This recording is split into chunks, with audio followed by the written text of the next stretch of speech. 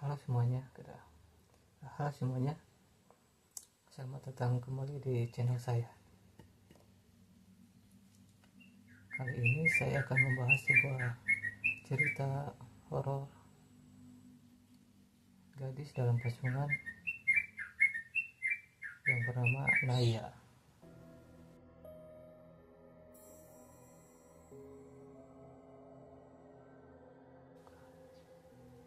Suara dari pintu terdengar, lalu dari balik pintu muncul seorang wanita dengan pakaian kebaya lusuh yang membawa yang berisi makanan.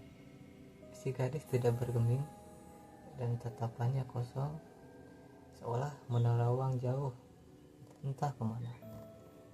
Dengan perlahan wanita tua itu mengelus lembut bahu sang gadis itu. Kedua mata si wanita berkaca-kaca, lalu mengalir tetesan bening di sela isak tangisnya. "Aku mau mati saja, Bu," sang gadis berkata dengan tatapan yang masih sama, kosong dan datar. "Ayo makan dulu, sudah 3 hari kamu belum mengisi perut." Si wanita menghampiri seorang gadis yang duduk di balai bambu dengan kaki yang berada di bawah himpitan sebuah balok kayu besar. "Kalau gendut mati, lalu bagaimana dengan anak itu, Nduk?" Si Embo menangis pecah saat itu juga. "Dia tidak sendiri, Mbok. Walaupun aku mati nanti, anak itu tidak akan sendirian." Kali ini sang gadis berpaling memandang Mbok Sam. "Jangan ngomong begitu. Tidak baik, Nduk. Kamu bisa sembuh. Mbok yakin kamu pasti sembuh." Mbok Sam memeluk gadis itu dengan erat. Dalam pelukan Mbok Sam, sang gadis terlihat menangis walaupun tak bersuara, dan terisak dari kedua mata gadis itu ada kilatan cahaya aneh, tapi bukan tersenyum haru atau bahagia, tapi segaris senyum penuh misteri. "Mau ingatkan pesanku saat purnama ketiga nanti?" Pertanyaan gadis itu membuat tangan Mbok Sam gemetar dan melepaskan pelukannya. "Duh, tidak sesakit itu, Mbok.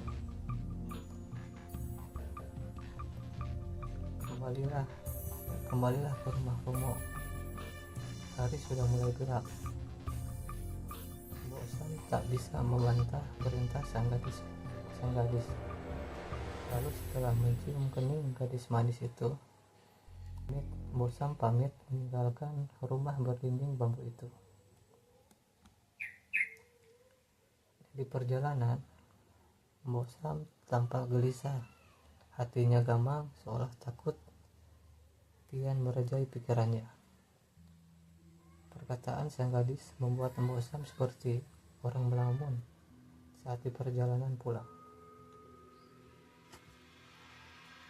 Sampailah Mbok Sam di halaman sebuah rumah besar yang megah. Saat tiba, suara azan maghrib telah menyambutnya.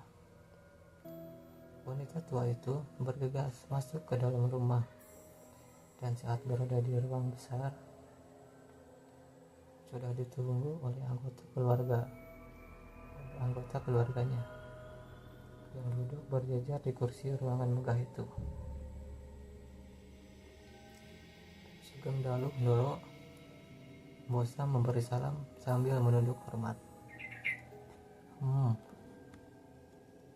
Hanya itu jawaban yang keluar dari mulut seorang wanita ayu bersanggul bulat duduk di tengah anggunnya.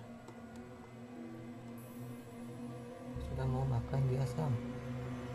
wanita itu bertanya, yang tak lain adalah nyonya rumah. "Anu, Ndoro, ayo." Kenapa tidak mampus sekalian anak itu? Tidak tahu diri, sudah mencoreng nama baik keluarga. Tapi kan Mas Suryo masih saja memaafkan dia. Si nyonya rumah bergumam dengan nada kesal. Romo pulangnya masih lama kan ya ibu? Bagaimana kalau kita buang saja dia ke kerandu alas? Nanti kita beri alasan kalau gadis sundal itu kabur dari pasungan. Kali ini seorang gadis cantik dengan pakaian bagus yang berkata,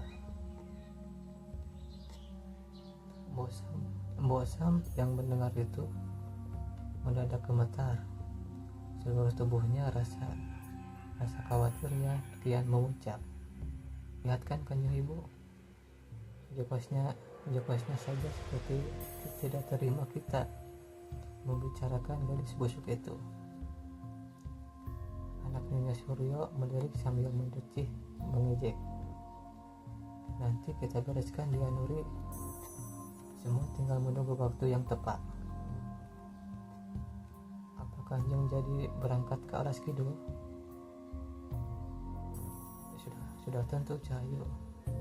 Ibu hanya menunggu kacung itu membawa oleh-oleh untuk kita bawa ke alas kidul.